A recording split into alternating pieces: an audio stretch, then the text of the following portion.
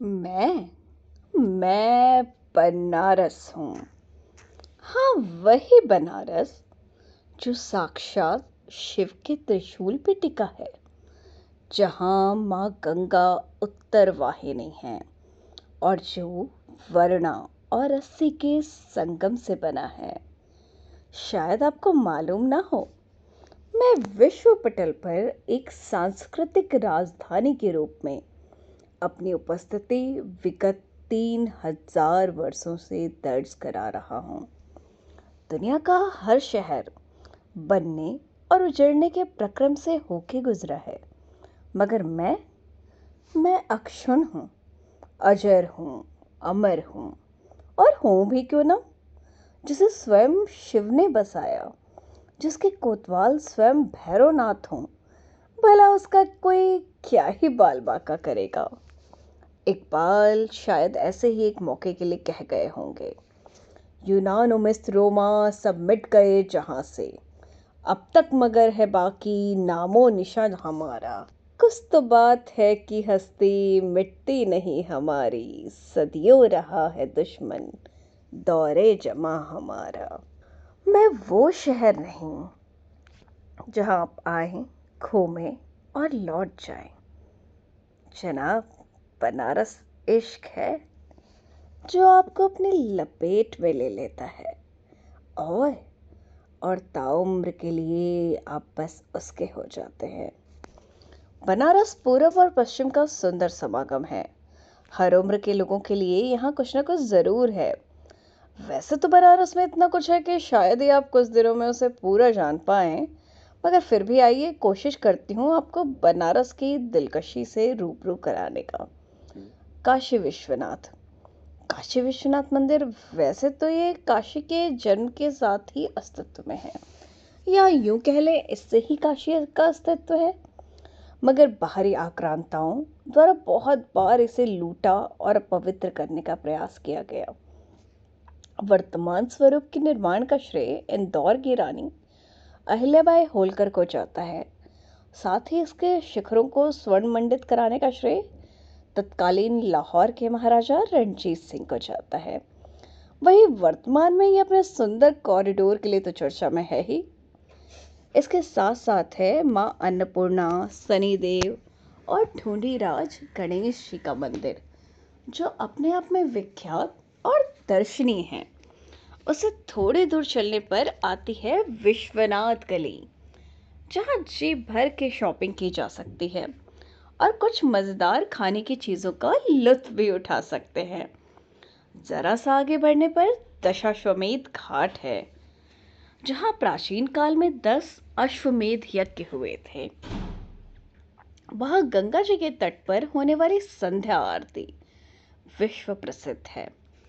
दुर्गा कुंड, दुर्गा जी का प्राचीनतम मंदिर व कुंड है, जो कि अपना विशेष महत्व रखता है। संकट मोचन मंदिर हनुमान जी के जागृत मंदिरों में से एक है।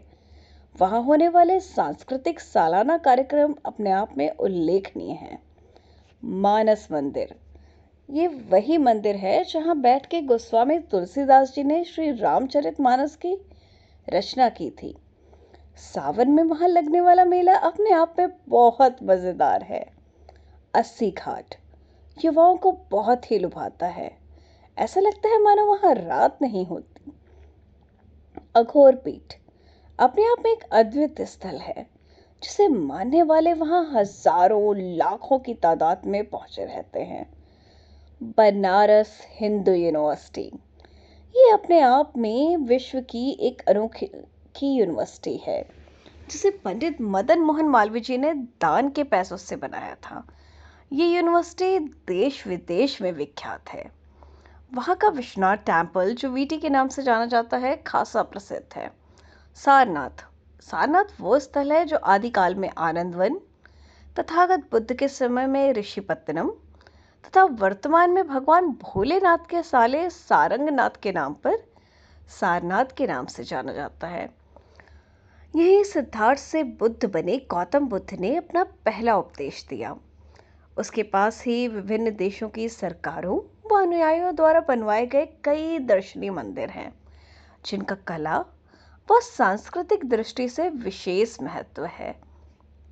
स्वरवेद मंदिर, यदि आप ध्यान लगाना पसंद करते हैं, थोड़े आध्यात्मिक हैं, तो यह सुंदर स्थान आपके लिए बिल्कुल उपयुक्त है।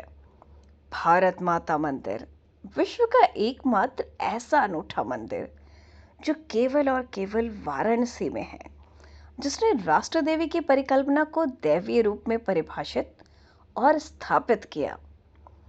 बनारस सिर्फ हिंदुओं का एक तीर्थ स्थान नहीं है, बल्कि हर धर्मावलंबी के लिए यहाँ कुछ न कुछ जरूर है। जैन धर्म के 5 तीर्थकरों का जन्म स्थान बनारस है, जिसमें 23वें तीर्थकर पार्श्वनाथ जी सबसे प्रसिद्ध हैं। यह श्वेतांबर और दिगंबर दोनों संप्रदायों का पवित्र स्थल है। सिख धर्म के प्रवर्तक गुरु नानक देव और 10वें गुरु गोविंद सिंह ने भी यहाँ से आध्यात्मिक ऊर्जा प्राप्त की है। कैंटोनमेंट में बने हुए चर्च की भव्यता तो देखते ही बनती है। आपकी जानकारी के लिए बता दूं, इसे इंग्लिशर चर्च के नाम से भी जाना जाता है। ये लगभग 200 साल पुराना है। सेंट मैरी चर्च की संरचना वाराणसी के अन्य चर्चों से बहुत अलग है। वास्तुकला में असमानता बहुत खास तौर पे देखी जा सकती है। चर्च में एक ऊंची संरचना है, जिसमें प्रवेश द्वार और कम ऊंचाई वाले टावर हैं। पवित्र चर्च की छतरी जैसी संरचना निश्चित रूप से आगंतुकों को मंत्रमुग्ध कर देती है।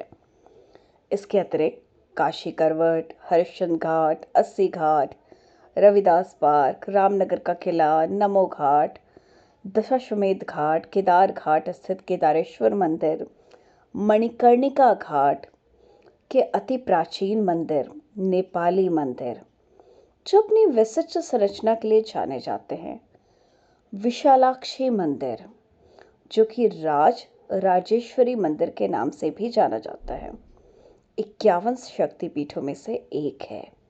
इसके दर्शन का विशेष महत्व है। हर रोज यहाँ हजारों लाखों लोग दर्शन करते हैं। काशी के अति प्राचीनतम मंदिरों में से एक है 12वीं शताब्दी में गहड़वाल नरेशों द्वारा बनवाया गया कर्दमेश्वर महादेव मंदिर, जो कि काशी के पंचकोशी यात्रा के दौरान कंदवा में पड़ता है। काल भैरव मंदिर, जिसके दर्शन का अपना विशेष महत्व है। बनारस में कोई भी नवनियुक्त प्रशासनिक अधिकारी इनके दर्शन के बगैर अपना कार्यभार नहीं संभालता। आखिर काशी के कोतवाल जो ठहरेंगे, और तो और इनके क्षेत्र में पड़ने वाले किसी भी पुलिस थाने में आज भी उच्च पदाधिकारी अपनी कुर्सी पर न बैठ अन्यत्र बैठते हैं। माना जाता है उस कुर्सी पर साक्षात काशी के कोतवाल काल भैरव विराजते हैं और न्याय व्यवस्था देखते हैं। और भी बहुत कुछ है देखने, सुनने और जानने को। चंदन शरीफ दरगाह पर जहां मुस्लिमों के साथ साथ अन्य धर्म के मानने वाले लोग भी मन्नतों के धागे बांधते हैं, वहीं नमो घाट की छटा तो आपने इस बार की देव दीपावली में देख ही ली होगी।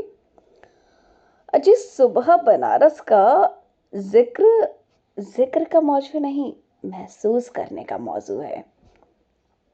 और अगर आपने राजा मान सिंह महल में वेदशाला, समय घड़ी, संग्रहालय और बनारस से परिचित कराने वाली डॉक्यूमेंट्री मूवी नहीं देखी, तो क्या ही देखा। बनारस का जिक्र हो और रामनगर का किला, रामनगर की रामलीला, नाट्यमली का भरत मिलाप, नक्कटैया का जिक्र ना हो तो कुछ अधूरा अधूरा सा रहता है। इनका अपना ऐतिहासिक और सांस्कृतिक महत्व है, जिसे शब्दों में बयां करने में वो मजा बिल्कुल नहीं है जो इन पलों को जीने में है। रुकिए जनाब, यदि आपको मेरी बातें सुनकर लगता है कि महज एक धार्मिक नगरी है, तो बस यही धोखा खा गए आप सोलो ट्रैवलर हैं या फैमिली के साथ आएंगे, हर किसी के लिए कुछ ना कुछ है यहाँ। जहाँ अलकनंदा क्रूज पर बैठ के घाटों को घूमना एक अलग अनुभव है, वहीं आपको बताती चलूं, बनारस एक ऐसा शहर है जहाँ रात नहीं होती तो जनाब नाइट लाइफ की भी पूरी व्यवस्था है। दुनिया की शायद ही कोई ऐसी कुजिन होगी जो आपको यहाँ ना मिले, क्योंकि पूरे विश्व भर से यहाँ सैलानी आते हैं। मार्च की शुरुआत बनारस आने के लिए एक बेहद अच्छा महीना है, क्योंकि इस वक्त ना ज़्यादा गर्मी होती है ना ज़्यादा ठंड। एक खुशनुमा मौसम में घूमना हमेशा ही अच्छा होता है। आप खाना, शॉपिंग, सब कुछ एंजॉय कर पाते हैं। वैसे इस बार ना मेरे पास एक और बड़ी वजह है आपको देने के लिए कि बनारस विजिट करने के लिए क्यों सही वक्त है। और और वो वजह है 7, 8, 9 मार्च को होने वाला बनारस लिटरेचर फेस्ट, काशी साहित्य कला महोत्सव। एक ऐसा महोत्सव जो आपने ना पहले कभी देखा होगा न सुना होगा, जिसका गवाह बनना उतना ही सुखद और शानदार होगा जितना कि अपनी सांस्कृतिक धरोहर को सहेजना। तो आ रहे हैं ना आप हमारे शहर इस खास मौके को और खास बनाने को। और हाँ, आपकी जानकारी के लिए बता दूं, इस महोत्सव में आपका प्रवेश पूर्णतया निःशुल्क है, यानी कि नो एंट्री फीस बाबा। ज़्यादा जानकारी चाहिए तो संपर्क करें हमारे फेसबुक पेज या वेबसाइट पर। तो तब तक के लिए बाय बाय, टेक केयर, हर हर महादेव। और हाँ, आना मत भूलिएगा 7, 8, 9 मार्च को बनारस।